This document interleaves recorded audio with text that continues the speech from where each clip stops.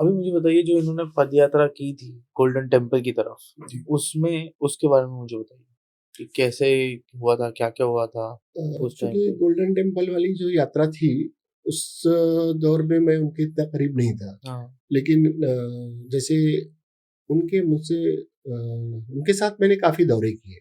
हम्म। मैं उनके साथ मालेगांव राइट्स के बाद गया, मैं उनके साथ भुज गया हम्म। जब भूकंप आया था। हाँ। फिर उसके बाद भुज दोबारा गया जब उन्होंने एक गांव गोद लिया था, वहां पर सामान वामान बांटना था। सोनिया जी आई थी, हाँ। मतलब वो अपने तरीके से उनका हाँ। था। तब उनके साथ गया तो उस वक्त में सुनील दत्त को करीब से जानने का मौका ऐसे वक्तों में मिलता था जब हम साथ में जाते थे। शहर से बाहर हो। हाँ। तो हम होते थे, वो होते थे, उनकी टीम होती थी, हाँ। जिसमें अक्सर सुरेश शेट्टी साहब होते थे, हाँ। बाबा सिद्दीकी जी होते थे, हाँ। बलदेव खोसा जी होते थे, जनार्दन चांदूरकर जी होते थे, हाँ। कभी कभी जाहिद खान साहब होते थे। तो ऐसे लोग होते थे। तो अ, उस वक्त दत्त साहब जो खुलते थे, हाँ। और वो लगता ही नहीं था कि ये वो, मतलब ऐसी सुनील मजबूत शख्सियत सुनील दत्त। दत्त जैसे है। हाँ। वो एकदम अपनेपन से अपने साथियों से मिलते थे, उनका ख्याल रखते थे। हाँ। तब उनको करीब से जानने का मौका मिला, तब हम लोगों को पता चला कि मतलब वो अ, क्या सोच रही होगी उस शख्स की, जहां पर आतंक के हाँ। नाम से जाना जा रहा है जिस पंजाब को। हाँ, उधर भी वो और जान। वो वहां पर वो शख्स, आप सोचिए, जब हमने पहली बात शुरू की थी तो मैंने कहा था कि वो उन दंगों से वो दिल्ली विल्ली के आहत थे। हाँ। तो सोचिए कि जब वो पदयात्रा कर रहे होंगे और आतंकवादियों के बीच में उनको जाना है, तब भी कहते हैं काफी लोगों ने उनको बोला था आप बुलेट प्रूफ जैकेट कुछ पहनिए। नहीं पे उन्होंने, कुछ नहीं। उनके साथी सब बताते हैं, जैसे सुनील शेट्टी साहब वगैरह बताते हैं कि वो उनको कहा जाता था। और ऐसे 26 जैन को शायद उन्होंने शुरू किया था, हाँ। ऐसे ठंड के मौसम में शुरू हुई थी। लेकिन वो नॉर्मल इस तरह से बुलेट प्रूफ जैकेट वगैरह कुछ नहीं, अपने साथियों के साथ उनके 70 डेज की शायद हाँ, यात्रा थी। पद यात्रा। हाँ। तो वो बताते हैं कि वो बिल्कुल बिल्कुल। खौफ नहीं, बिल्कुल खौफ नहीं था उनको। हाँ। उनको खौफ नहीं था। उन जानते थे कि इतना अभी इंसानियत नहीं गिरी है।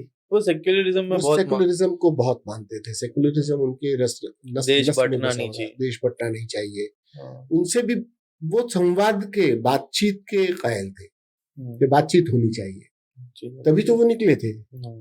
कि ठीक है, बात करेंगे, हाँ। भिंडरावाला जी से बात करेंगे, इनसे बात करेंगे, हाँ, किसी से भी बात बात करेंगे, करेंगे। बात करेंगे। हाँ, बात से रास्ता निकलेगा। निकलेंगे। वो अलग बात है कि धीरे धीरे सब कुछ हाथ से निकलता गया हाँ। और हम लोग उस जगह पर पहुंच गए जहाँ नहीं पहुंचना चाहिए। हम्म। हम्म।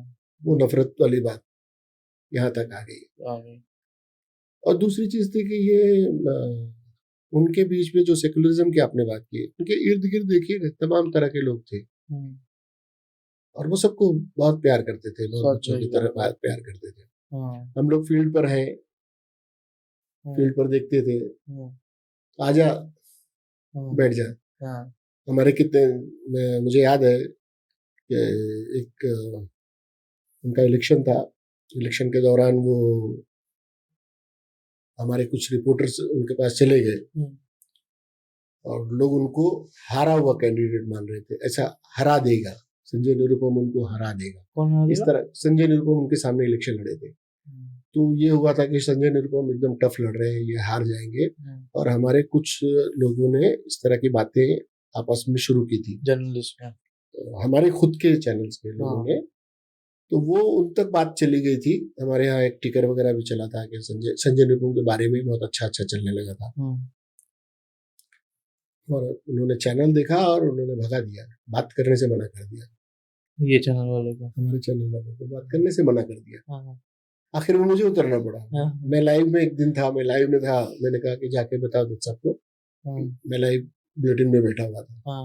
और लाइव बुलेटिन से उनसे बात हो रही है। मैंने कहा दत्त साहब भी आए हुए हैं, हाँ। मैंने कहा उनको लीजिए, हमने वो भी भेजी थी। हाँ। उन्होंने मना कर दिया।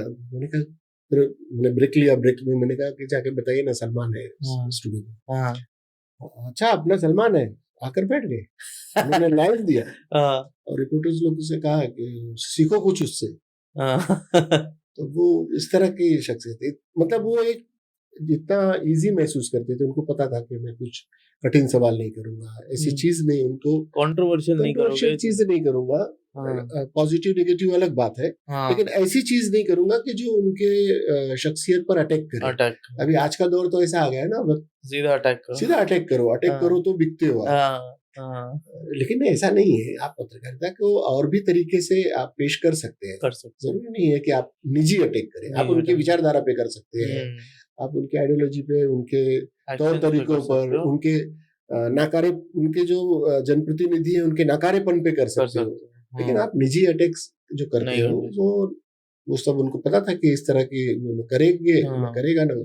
हाँ तो ऐसा कई बार हुआ है। हमारे एक हम्म, मित्र थे, भरत मिश्रा जी है, मीरा भाईंदर में रहते हैं, वो पत्रकारिता में मेरे साथ काम किया, वो मेरे अंडर में थे, रिपोर्टर थे। मैंने उनको भेजा था पद यात्रा पर, तो वो रथ हम्म, जा रहा था उनका, तो अपना बाइट लेकर नीचे कैमरामैन को लेकर चढ़ गए, उन्होंने उतार दिया। एक को चढ़ाएंगे तो 10 और भी है ना, और भी है। हाँ 10 हाँ और पत्रकार भी है, हाँ सबको चढ़ाना पड़ेगा। तो लोगों ने उतार दिया, उन्होंने उसको उतारने में रोका भी नहीं उन्होंने। मुझे फोन आया कि ऐसे ऐसे कर रहे हैं। हाँ मेरे घर के थोड़ी दूरी, कम से कम 2-3 किलोमीटर दूरी पर उनकी तब यात्रा थी, और हाँ मैं ऑफिस के लिए निकल रहा था। हाँ मैं सीधा पहुंचा, हाँ और उन्होंने टीम लिया, मेरे हाथ में बूम लिया, और मैं आगे की तरफ बढ़ा। हाँ मुझे देखे खुश हो गए, हाँ, तो मैंने कहा मैं आऊँ, ऊपर ऊपर आओ, आऊँ। हाँ आ जाओ, बुला लिया। बुला लिया मैंने, चलते उस पे, मेरे पास में उसके विजुअल्स हैं। ये कहाँ की पदयात्रा थी? ये अंधेरी मरूल की थी। ओके ओके, बुला लिया उन्होंने, और मैंने बाकायदा, ले लिए तो। हाँ, चलते गाड़ी में उनका इंटरव्यू किया कायदे से।